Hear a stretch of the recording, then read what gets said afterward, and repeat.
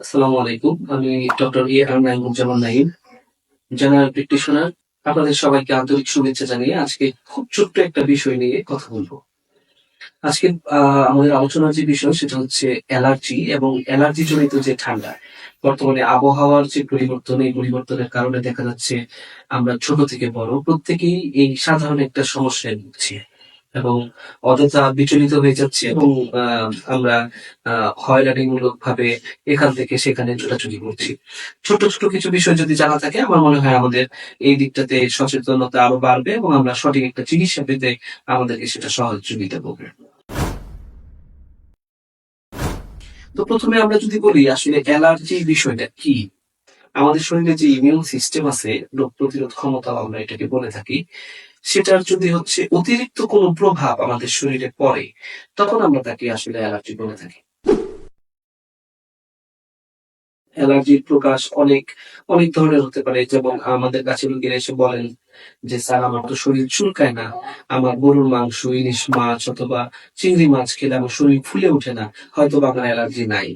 আসলে বিষয়টা এরকম না। না চুলকালে, শরীর ফুলে না উঠলে পরেও আপনার শরীরে অ্যালার্জি থাকতে পারে। হতে পারে সেটা আমরা যেটাকে বলি ডাস্ট অ্যালার্জি, কোন ধরনের ধুলা বালি অথবা ফুলের পরাগ রেণু অথবা অন্য কোনো যে কোনো জিনিস যেটা আপনার সংস্পর্শে গেলে আপনার হচ্ছে বডির ইমিউন রেসপন্স একটু হাইপার অ্যাক্টিভ হয়ে যায়, সেটার কারণে আপনার অ্যালার্জি হতে পারে। আপনার অ্যালার্জির লক্ষণগুলো তাহলে আসলে কি কি হতে পারে? হতে পারে যে আপনি ধুলাবালির সংস্পর্শে গেলে আপনার অতিরিক্ত হাঁচি আসে, আপনার নাক দিয়ে পানি পড়ে, চোখ চুলকায়, চোখ লাল হয়ে যায়, অনবরত হাঁচি আসতে থাকে। এই জিনিসগুলো মূলত আমরা সাধারণত ডাস্ট অ্যালার্জি অথবা অ্যালার্জির লক্ষণ হিসেবে ধরে নিই। প্রতিকার নিয়ে যদি একটু কথা বলি তাহলে আসলে আমরা আমাদের সাধারণ জীবনযাপনে কিভাবে এটা থেকে পরিত্রাণ পেতে পারি।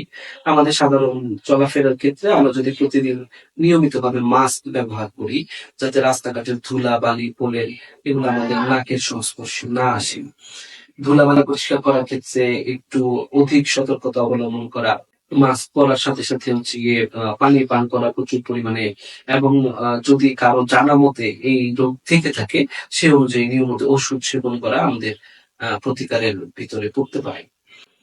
আশা করি সবাই নিজেদের শরীর স্বাস্থ্যের দিকে খেয়াল রাখবেন। যেহেতু আবহাওয়ার পরিবর্তন হচ্ছে, বাতাসে প্রচুর পরিমাণ ধুলা বালি এবং পোলেন, সবাই মাস্ক ব্যবহার করবেন, প্রচুর পরিমাণে পানি খাবেন এবং কোনো সমস্যা হলে বিশেষজ্ঞ চিকিৎসকের পরামর্শ অনুযায়ী নিজের চিকিৎসা সেবা গ্রহণ করবেন।